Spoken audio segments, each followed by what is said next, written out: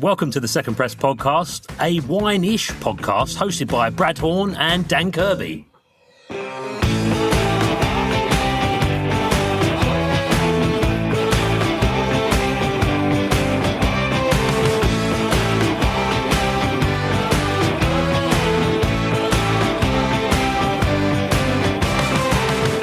What was also quite good was nobody had a clue who I was. So I would just turn up and they would be like, oh, yeah, you're in the diary. Henry K. So what? You're doing a book, are you? Here we are, Dan, episode 5. Oh, welcome, everyone. Welcome. Are the bingers back? Do we think they're back? I do hope so. I really hope so. I really hope that, well, we're recording this like 2 days after we put the first 4 episodes out. And so I've just been like refreshing my phone screen for the stats for the last 24 hours. And so, yeah, I just hope people are listening. I've had a few messages. People say they're enjoying it. They're enjoying your work, Dan. They loved your talking to Jamie about guitars. Great. It's been great. Thanks, mate. I love that. That's nice. That's nice to hear. So let's go to the wine trade news we've had this week. Yeah, loads of news this week. Loads of stuff. Loads of news. Should we start with my favourite one, which is the sinkhole at the golf club? The sinkhole at the golf club. I couldn't believe it. So some guy's playing golf, sinkhole, finds a load of old port and a load of old things from... Yeah, so I read apparently they cordoned it off as like an out of bounds area ages ago. Okay. And then apparently someone just walked over it and just trampled through it and then opened up like a massive old wine cellar. Incredible. I think the drinks business, or whoever it was in the article, said they'd reached out to them to like try and do some investigative stuff over any of the bottles that they found or any of like the old like labels or stuff in the corner. So I think there's more to come on this story. Watch this space. I'm actually going to click into the article right now and see who wrote it. So we're going to get them on. They can tell us a bit more. Sarah Nish wrote it. Get in touch with her. Sarah, we're going to come to you for some more info. We want to find out more about the sinkhole. We should do a little site visit to the sinkhole. I'd love to try some of the wines. I tell you who would love to try some of the wines. And we asked Henry this question when we interview him in a minute. But we spoke about the new claret rules. Yeah, put it in the fridge, the article said in the Telegraph. Yeah. Bordeaux's rebrand triggers backlash from English wine trade. Yeah, so Henry's big into history. And so I think he'd be interested in both the sinkhole and the old wine from the claret, because we've been importing claret for however many hundreds of years.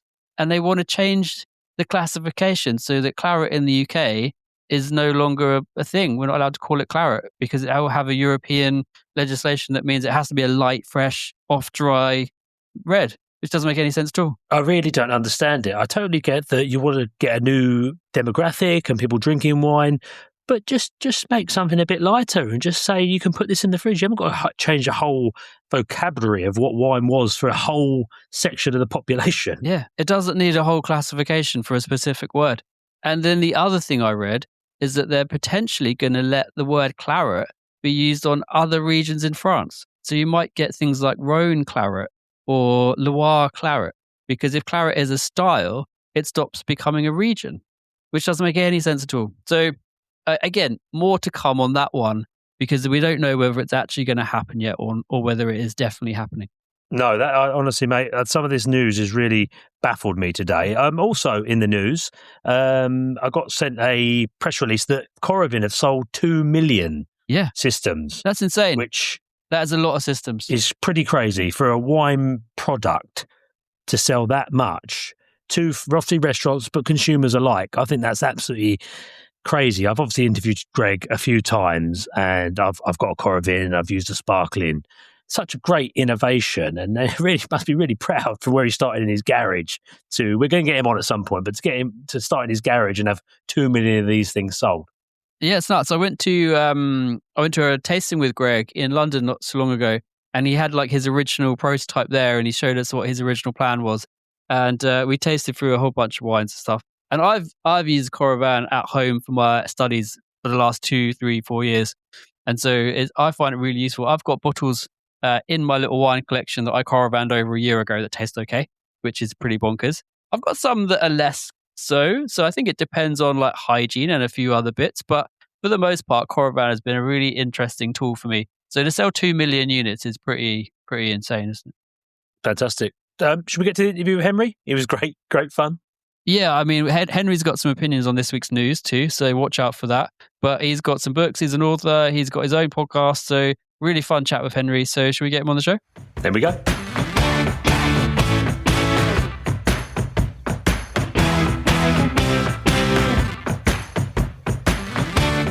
So welcome our guests. Thanks for joining us, Henry. It's a pleasure to be here. Yeah, thank you for having me on. You're our first guest outside of that bulk 4 we put out, Dan. So I'm so pleased that people are still listening, and we've got Henry along to talk about wine, history, books. I'm excited to be talking to Henry. Like, I read your book on the cold climate, and the vineyard that I work for got a mention, so I really love that. And we've sort of been in and around the biz together for quite a while, Henry. So it's nice to have you on the show. Nice to sort of have a catch up and see what's what. Yeah, and I like the idea that the first 4 with the bulk 4, the kind of Jamie Good, Laura Reese. I feel like that's a good name for them. We call the listeners the bingers now. Anyone that's listened to the first 4 in one go, they're known as the bingers. Yeah, there we go. We've got a binging culture. Right. Oh, very healthy. Very healthy. Yeah, very healthy. So, Henry, we're going to dive in straight away. We're going to talk about you being an author of 4 books I read. What's the favourite one? Ooh, gosh. I think I've got a soft spot for the first one, though. It's a bit all over the place. But Empire of Booze, just because is the first one. So yeah, you're like your first child. I was going to say it's like my first child. The first child's always your favourite, but that's not true. Never. That's not true. If my kids do listen to this one day, ever. Yeah, I don't tell my second child I said that. So obviously your books and your writing style, you obviously love history as well. So how do those two for you sort of work together and correlate into writing and podcasts? Yeah, I mean, there's just so much wine history out there, and I'm not going to, I'm not being rude about my fellow wine writers, but I think a lot of wine writers are very interested in the here and now. They're very interested in kind of barrels and yeasts and fermentation and all that kind of stuff, which is all very interesting. But a lot of them don't touch on how we got here. They don't look at the antecedents. And it's just such a rich history that I'm not saying no one talks about, because obviously some people do talk about it, but it is, I think, relatively unexplored in the drinks industry.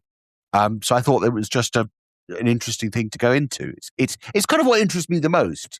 So I do love all the complicated scientific stuff as well. But when I go to a winery, I'm really interested in the historical ones, the ones that've got great stories, have been around for a few centuries. That's what really interests me. And so do you have a sort of pre-wine history interest? Like, did you study it? Like, what's your sort of historical background in what, or just in sort of education and stuff? I haven't really had, I did a WSET level 1. I don't know if you can do that anymore. In 1999. That's the difference between red and white wine is level 1. I think, it's like, where is France? That kind of stuff. Do you like wine? Yes. Pass. If you've ever been to the Institute of Masters Wine Office, Henry, the MW exams from the really early ones, so the 60s and 70s, have historical objects as one of the questions. So like if you were doing the MW exams, one of the previous papers was, there's an item of equipment on the table over there. Please go and identify it and explain what it does. Dan, Henry said he's only done WSET level 1. But I always like the idea that those early MW ones were like, what school did you go to? Oh, jolly good. Well, you're in then. I like your tie. It's literally like, what does that thing over there do? You're like, okay, that's literally the exam, was it? Right, brilliant. Have you got some money to put into the business? Yeah. Yes, okay, MW. In you come. I love that actually, the way you got into wine, Henry, was through history and geography, because that's me as well. People, history and geography, place.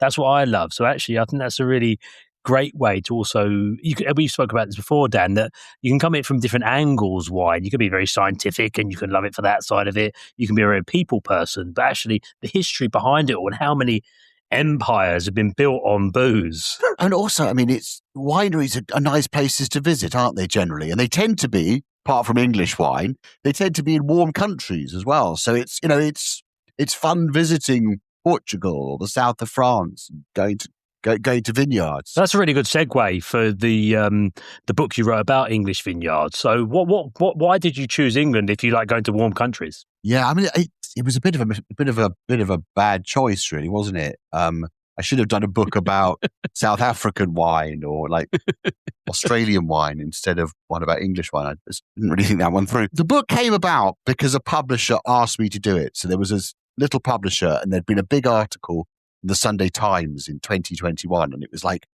English wine, and all the people at the publishers were sort of going, "Oh, English wine? Do they make wine in England? Oh, there might be a story here." And they approached me and said, "Do you want to do a book about English wine?" And to be honest, I just thought really interested in the history. And I thought in English wine, there's no history. And it's all a load of city boys in branded gilets with golf umbrellas who decided they want to do England's answer to Moet. And then I kind of, not like I hadn't enjoyed the wine. I'd always really liked Gusbourne, for example. But I just thought it was all kind of sort of money men. And then I got talking to a few people, sort of Adrian Pike at Westwell, a few others, and they were just so full of often stories about people they didn't get on with, about people they didn't like. And I thought that there's a lot of gossip here. There's a lot of underlying tension between the different companies, and which is, most of it's in the book. The Montagues and the Capulets and things like that. Exactly, yeah. And that's something that most, this is, because I say, first of all, I say that most wine writers don't talk about history. It's not strictly true, but most of them don't really get beneath people's personalities to show that actually some winemakers are really difficult, sometimes slightly unpleasant, sometimes, they're unusual people and often quite difficult. And I think that's something that doesn't really come across in a lot of writing. And I thought, because Oz Clarke had done this great book about English wine, and I thought, I can't do an Oz Clarke. Oz Clarke has been writing about wine for years, and he's a wonderful writer, and he knows stuff, and I can't compete with that. So what can I do that he hasn't done? And I thought, I know, I'll have lots of people bitching about each other. So that was, and it was quite funny because your boss, Ben, at Flint, he was just so candid. And when I was scribbling away, and I said, "Do you really want to say that?" And he goes, "Yeah, stick it in."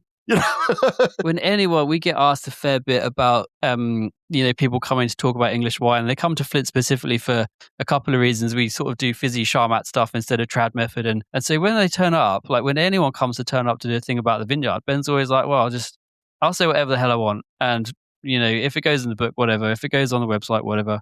And so you always get like an unfiltered selection of stuff from Ben. But I imagine, Henry, you had that times 50 for the book, with all these sort of slightly grumpy English winemakers that are just doing whatever the hell they want to do. And, like the English wine scene, we all know each other.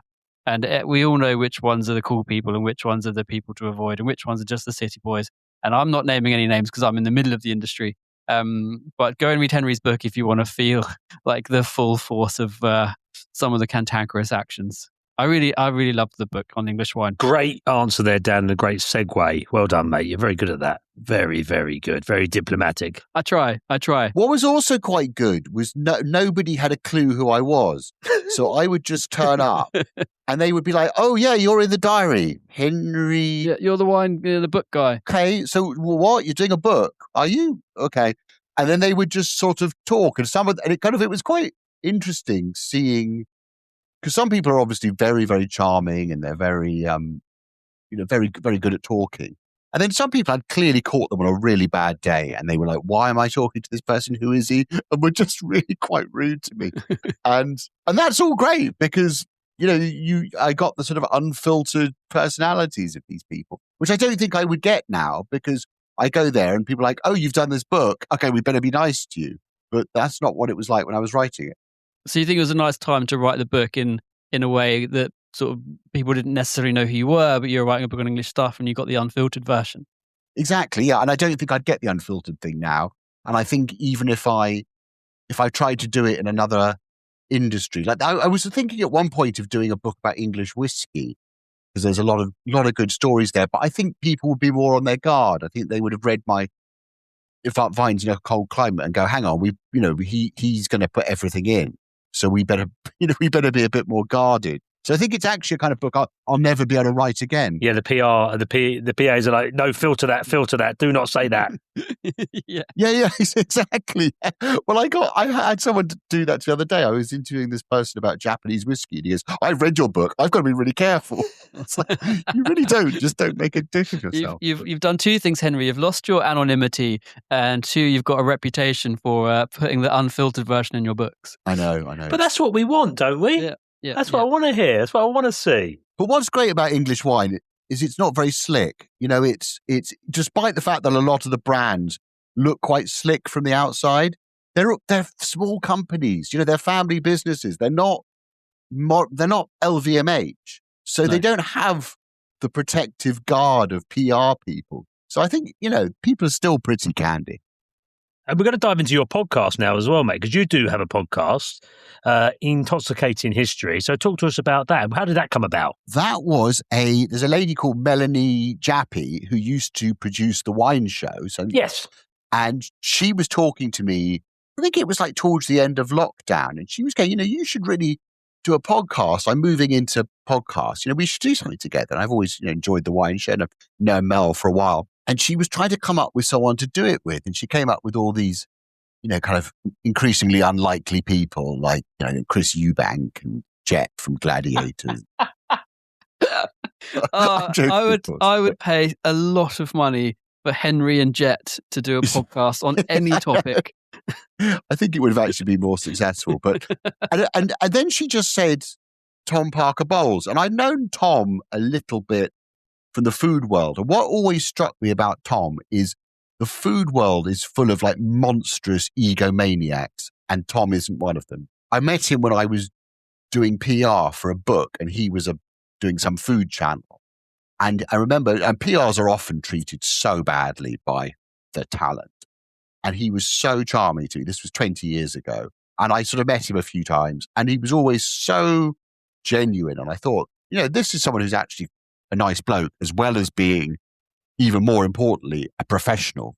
So whereas I would kind of witter on, he knows how to keep things sort of on the straight and narrow, because he's from a television background. So we met up, we got on quite well, and then we had a really boozy lunch, and we just got on so well. It just clicked from the first day. And people would say, "I didn't know you were mates with him." And I said, we barely know him, but we just work well together. So we did one series sponsored by Taylor's Port, and then we've done a mini series sponsored by Wild Market, organic farmers market, and we're now trying to find another sponsor. So if there's anyone out there with some money burning a hole in your pocket, these guys haven't sponsored our podcast yet, guys. So you're more than welcome to come over here as well. Oh yeah, do this one first, but then after that. Thanks, Henry. So no, it's great fun. Tom is just such a dream to work with, and working with Mel. We have this other chap with Jago as well, who produces it. So it's great having a team. I don't think I could do what you do, where you have to do it all yourself. Thanks, mate. We appreciate that. Also, you're on Substack as well, because Dan obviously has a Substack page, and it's becoming quite a big place to put content on. And I've been reading people's and reading through yours. So why Substack, and why not some of these other platforms? Substack's good because you can get people to pay for your articles, so they sign up. And the sort of dream is that you do like half unpaid and half paid to try and lure people in. Yep.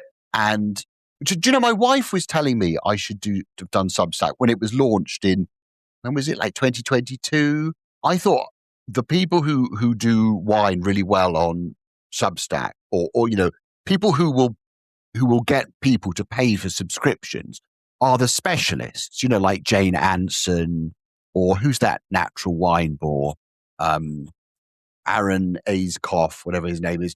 People who want like absolute specialists, but they have an audience which they'll pay for. Aaron's been doing his for a long time, hasn't he? Yeah. He's been a really early adopter to Substack. And fair play to him. He's brilliant at it. My wife said, you should do it. And I said, I've got no audience. I'm a generalist. I write about all kinds of things. People aren't going to want to pay for me to witter on about cocktails one week, or, John le Carré the next. And actually, it's been good. I've got a few hundred people who pay a little bit of money. And it's a really nice income that you don't have to chase. You don't have to invoice anyone. It comes through every month and sort of, pays some quite big bills. So it's, I'm a big fan. How are you finding it, Dan? How are you finding the subscribers? Yeah, I mean, so I've wound down and haven't really pushed the paid side of mine for ages. So I used it just after I crowdfunded year one of the MW fees, which I crowdfunded about $5,000 worth. And I did that through a GoFundMe. And so for year two and the subsequent years of the Master of Wine program, I basically said, well, if you're still interested in paying to help me out do this, then here's a platform and I'll write something most weeks. And if you want to pay for whatever, everyone gets access to everything for free. So I don't hardly put any exclusively paid content on there. And I have maybe like 50 or 60 people who tick over, pay. It's like ticks over. But it genuinely helped fund for my MW things like study trips, and it helped fund like the week of my rent in London to sit the exam, and it helped fund like wine samples and stuff. So it's not really an income. I don't sort of see it as revenue that I have in my bank account from like freelance work. I see it very much as it's a small pot of money that helps pay for the periphery things of my MW studies. And it's been absolutely glorious. So I've got like 1,500 subscribers, and it ticks over really nicely for me, and I like it. And I probably don't write as much as I would like to at the moment. But doing the podcast and starting that over the last few months has been a real sort of bit of inspiration for me to get back into doing more of it. So I love it. I much prefer writing than I do being in front of a camera. I love the camera. And the camera loves you. Henry, we do a bit of news on this podcast at the beginning as well. So we wanted to get you involved in a bit of the news we spoke about a bit earlier. It was in the Telegraph. It was put claret in the fridge. Bordeaux's big rebrand, and English wine merchants are saying, no, we shouldn't do this. What are your thoughts? Yeah, I've been trying to get to the bottom of it. I think the problem is that the Appellation Contrôlée, or whoever runs Bordeaux, is trying to come up with a new legally defined category, which will be a Bordeaux which doesn't have as much tannin. So it has to have tannins below a certain level. It can have residual sugar up to about 7 grams, and they will call it claret. And the problem with that is that we already have a wine that we know and love as claret, and lots of British wine merchants who have been faithful customers to the Bordelais for centuries using the word claret. An informal term, has no legal definition. At some point, if this happens, won't be able to use the name that they've been using for centuries as Bordeaux's best customers. So it just seems like such a terrible idea. I don't know why they're doing it. And also it's very confusing because there's already a legally defined term, claret, yes, meaning a dark rosé. So it's like, no, this is claret, but you have it chilled, but it's not the same as claret. It's different, totally different. So it's just, the French can be so bad at marketing, can't they? Yeah, it seems horribly misjudged that, some of the companies that have been making own label wines, like I think James Tanner was one of them, and they've been shipping their own label claret from Maison Seychelles, which is sort of, part English owned historical company for 100 years or something. And it's been called, Tanner's Claret. And Berry Brothers, they have good ordinary claret. And so all of these like really iconic wines in the English marketplace, they are set to not be able to call their Berry Brothers good ordinary claret anymore. As of the 25 vintage is what they're proposing.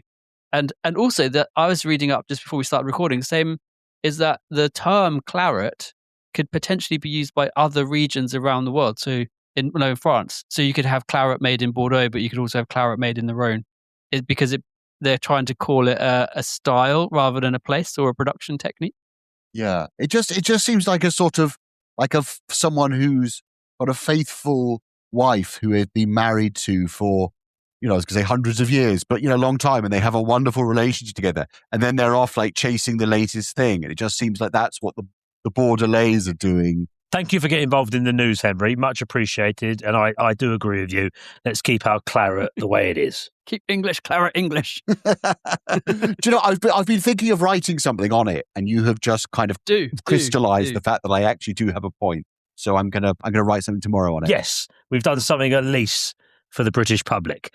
Henry, we're going to divert you away from wine for a bit because we ask questions about you as well. So what do you get up to when you're not drinking wine, talking about wine, writing articles now as you're talking to us? I mean, I don't really do anything. I mean, I've got 2 children, two girls, 14 and 5. I spend most of my time sort of looking after the 5-year-old, taking her for walks, that kind of stuff. I read a lot, but a lot of the reading I do is related to work or books that I'm trying to write. I don't have any hobbies. That makes me sound very. I used to be quite keen on cycling when I lived in London, and I haven't cycled for quite a long time now. I'm afraid I'm quite wine, books, family, and that's pretty much it. I don't think that's a bad thing. No, it's a great thing. I mean, those are the things I enjoy, but I don't go skateboarding or rock climbing or. None of us do those things. None of us do those things. Oh, we did have Jamie Good on the other day, and he plays guitar, and so do I. So, well, he's a Renaissance man, isn't he, Jamie? We spent 20 minutes chatting to Jamie Good, and half of the conversation was about which guitars he had.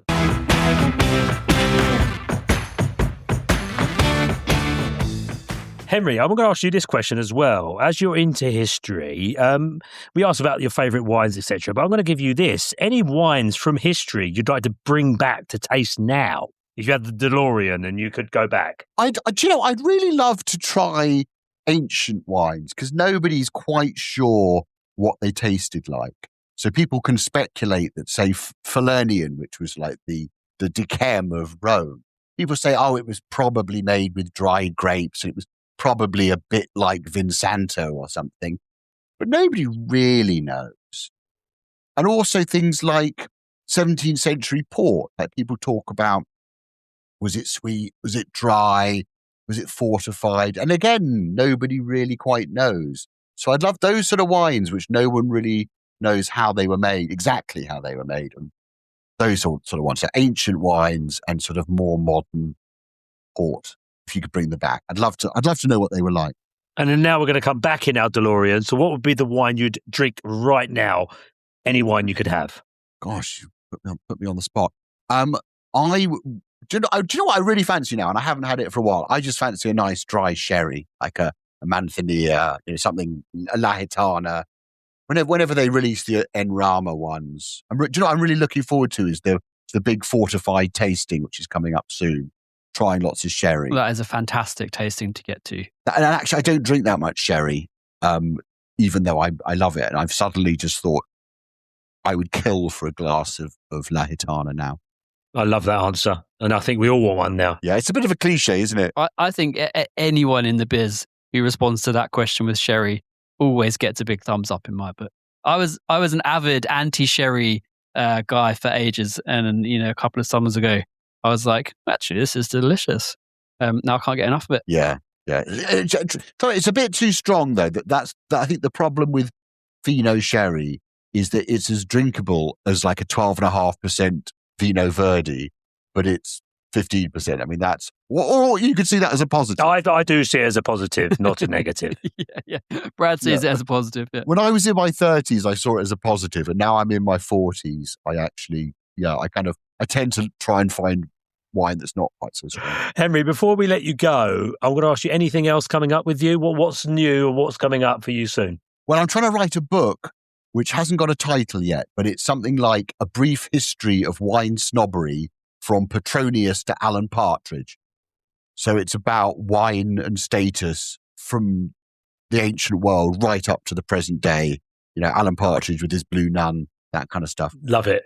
How do you go about researching that one? Just books, really. I read a lot of books, talk to a lot of people, do a lot of thinking. So I'll just be there kind of stroking my chin, thinking, go for a lot of walks and just think, how's that going to fit into it? I want to get that story in. Doesn't seem remotely relevant. How can I squeeze that in? You should put like a picture of you as a thinker on the front cover or something. Yeah, I think with my glass of sherry, kind of thinking. But it's so much easier because the English wine book was based on, oh my God, like hundreds of hours of interviews, which I then had to turn into, but this is it's all books. So it's, easy, much easier to write a book based on other books. Henry, thank you so much, mate. We could sit here and chat for another half an hour. Yeah, no, well, let's do that. I'll go and get some sherry. We'll get you on again when this book is written, and we can talk about that. Oh, I'd love. Yeah, I would absolutely love that. Yeah, yes, once it's got a title, Henry. Yeah, once it's got a title.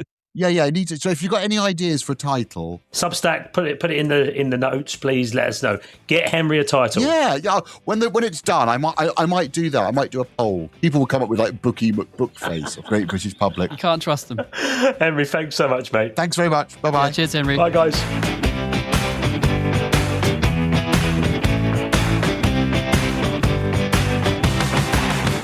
That was fantastic with Henry there, mate. I love that. I love listening back to it. Really, really cool guy. Just open and honest. And I think the way he writes as well, it reflects he is the same person in the way he writes and communicates. Such a love. Yeah, it's nice. Like you talk out loud to Henry, and you can kind of hear his writing in the way that he just talks. Yeah. And so, yeah, I quite like the fact that he says, the way I approach writing a book is just by sort of going for a walk and thinking a bit. And then I'll just write down how that goes together. I like that. I think even when we were talking on the interview, he was writing down that bit he needs to write about the claret. It was so like, he was there. He was talking to us, but actually he was thinking about his next article. He was like, I'll write about that tomorrow. I have actually got an article on that. So yeah, I'll write that, which is good. Like, I think if you've got the time like Henry to just get on and do, you can just do it tomorrow. So like, there are so many people in the biz who have like full-time jobs who write, like I'm one of them. And you go to work 9 to 5, 5 days a week, and you're like, if I've got an article or something, I've got an interesting thing, I'll do that when I get time. And Henry just writes it down and be like, that's my job for tomorrow. Wake up, coffee, write the article, away we go. Yeah, I really like that. Really good. And he had some great insights, some great honest conversations. And his book, and the way he got into wine, history, I love history as well, and geography. That's what led me down the path of loving wine. So I totally get it from that point of view. Yeah, really, really just nice guy to chat to. And I'd love to see him in a DeLorean going back to find those wines. Oh, yeah. I mean, only Henry would say, like, ancient wines that no one has a clue about is what I would like to bring back and taste. Yeah, incredible.